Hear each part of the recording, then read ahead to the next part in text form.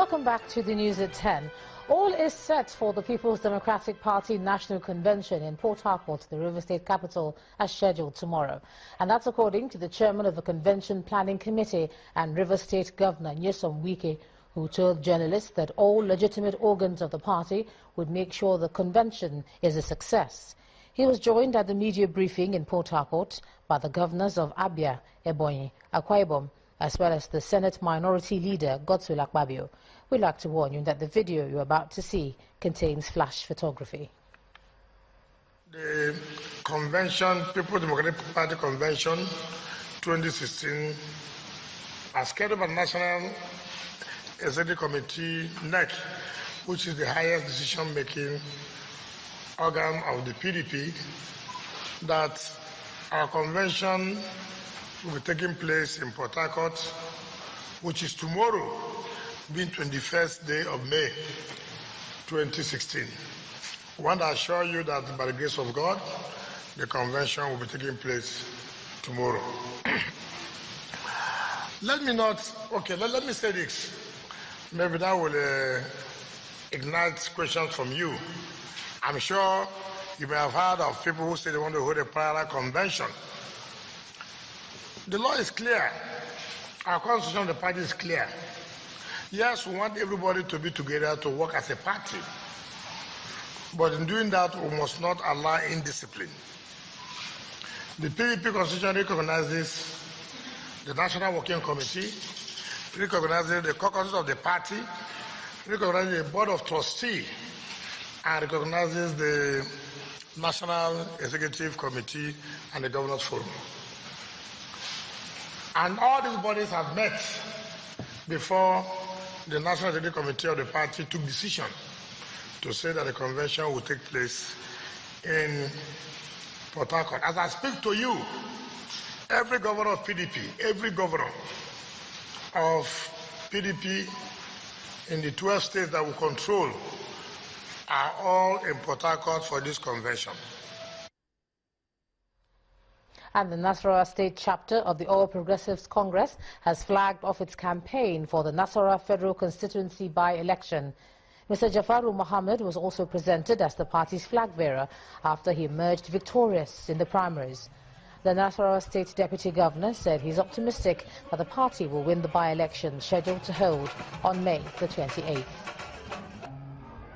I've been able to reach out to individuals and groups within the constituency. And I think from what I'm seeing and from the feelers I'm getting and from the reports coming in this morning, I think we are good and ready for the election come 28th of May. All we need to do now is to try to reach out to one or two other individuals, and I think we'll be home and ready for the elections. The chairman of the All Progressives Congress in Kwara State, Balogun Fulani Ishola, and the party's secretary, Olabode Adekaye, have been allegedly kidnapped. The state publicity secretary of the APC, Sulaiman Buhari, told our correspondent in the state that both men were kidnapped in the early hours of today on the Abuja-Lokoja highway while on their way to Ilorin from the nation's capital. The party has asked the Nigeria police and other security agencies in the country to ensure that both men are freed unhurt as soon as possible. However, the Kwara State Police Command could not confirm the alleged kidnap, as the police spokesman said they were yet to receive information on it. And signature infrastructure projects of the Cross River State government have continued to attract interest from foreign investors. 3 new groups made presentations to Governor Ben Ayade at the Government House on their intention to be part of the Bakassi Deep Seaport and the Calabar-Katsina-Ala Superhighway. And responding, the state governor observed that having been a victim of international politics and economy, it behoves on the nation to see the strength of its currency, and as the strength will whet the appetite of investors to come in. We're here to make presentations. The entire solid mineral deposit of Nigeria is warehoused around the middle belt of Nigeria: Kogi, Taraba, Nasarawa, Benue. The superhighway moves from the deep seaport straight into Benue State, which means for us to exploit our iron ore, For the solid mineral to really have real footing, the superhighway is the only way. And it's the only way that connects you into the main heart where we have all the mines. So in a sense, and because it's a private road, it's a state project, it is a toll road.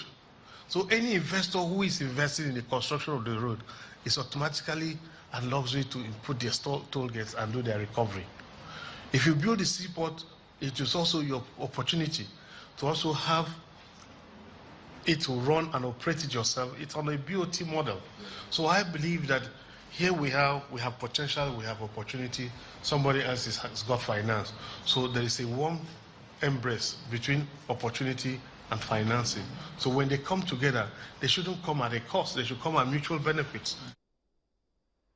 Oil pipeline vandals, illegal miners and kidnappers have been warned to steer clear of Imo State, and that's coming from the State Commandant of the Nigeria Security and Civil Defense Corps, Mr. Stephen Lahr. He says that the command has renewed its drive to fight economic saboteurs and uphold the rule of law. He also says that several officers of the command have been deployed to most of the oil-producing areas of the state to begin surveillance on oil installations. We're partnering with some ministries, particularly the Ministry of Federal Mines and Steel Development, which is charged with the responsibility of exploiting solid minerals. In that regard too, we have extended our operation to the solid mineral sector to ensure that illegal mining does not again continue. I want to state here clearly that I will not relent on the fight against these saboteurs.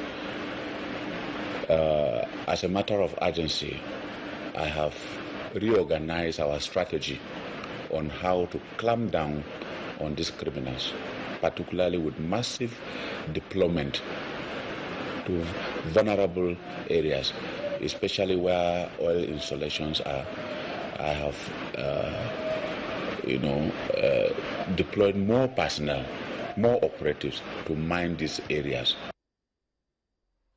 Let's take a look at some business news now. Here's Anne Waudu. You first. First Bank.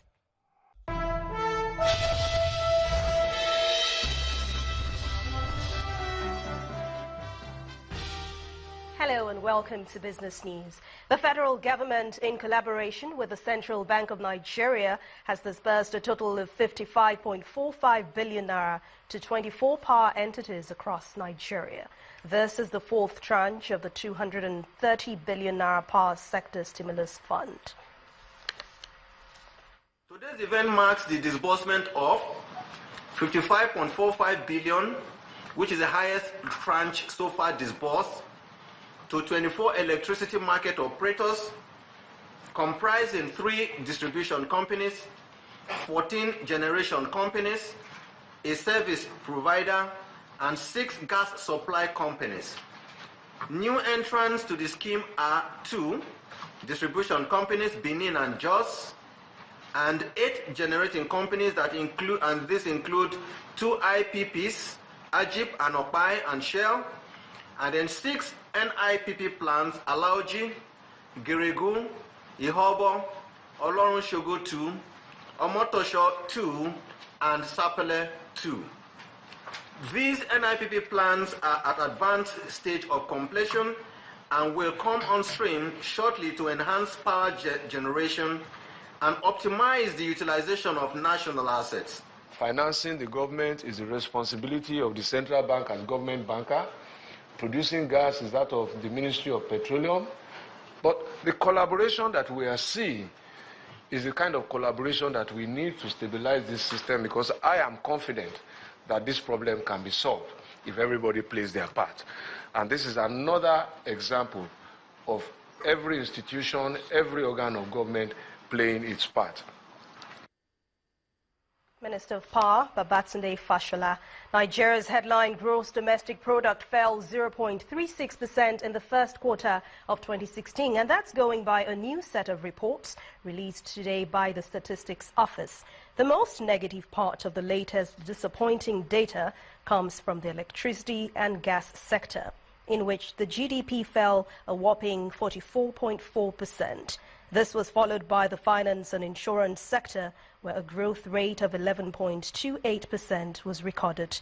The country's oil sector posted 1.89% negative GDP, while non-oil sector recorded a GDP decline of just 0.18%. On the positive side, the agriculture sector recorded a 3.09% GDP growth, while services posted a 0.8% gain. Listed commercial lender Access Bank says it expects the CBN's Monetary Policy Committee to raise the rate by 2 percentage points to 14% and keep the cash reserve ratio at 22.5% and liquidity ratio at 30% at its meeting next week. The bank also anticipates the committee to retain the existing forex policy regime. Access Bank says it is likely that the CBN will acknowledge this administration's reforms, like the recent China deal to address forex supply constraints. Pan-African lender Ecobank Transnational Incorporated has signed an enhanced strategic partnership with insurance and asset management giant Old Mutual Emerging Markets to strengthen ties between both companies. The latest agreement is expected to expand the existing strategic alliance through seamless insurance services to Ecobank clients across selected countries of operations. Old Mutual Emerging Markets currently has a bank assurance partnership with the Ecobank Group. And the Nigerian equities market ended today's trading very positive, consolidating its gains in 4 sessions this week. Here is Bisi Adebayo with more.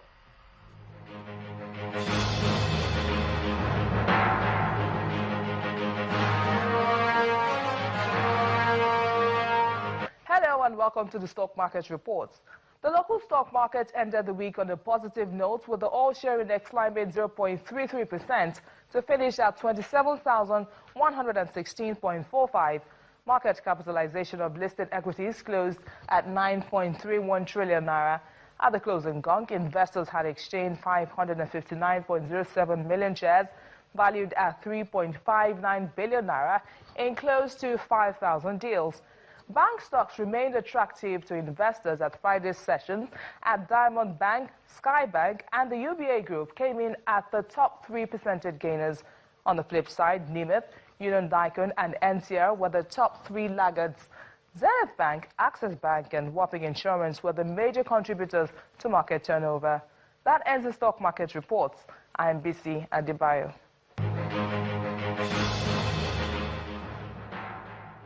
Thank you, BC. And it's green arrows all the way for major markets across the world. Let's see the figures.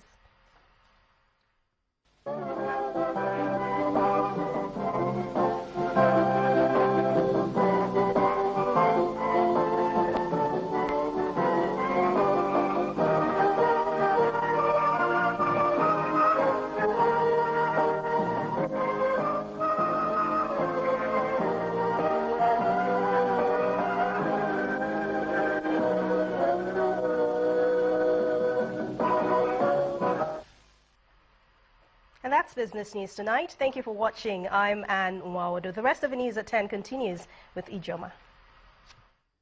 You first. First Bank. Still ahead on the news at 10, League Management Company expels Giwa FC from Nigerian Professional Football League for multiple violations. And that will be on sports. Please stay with us.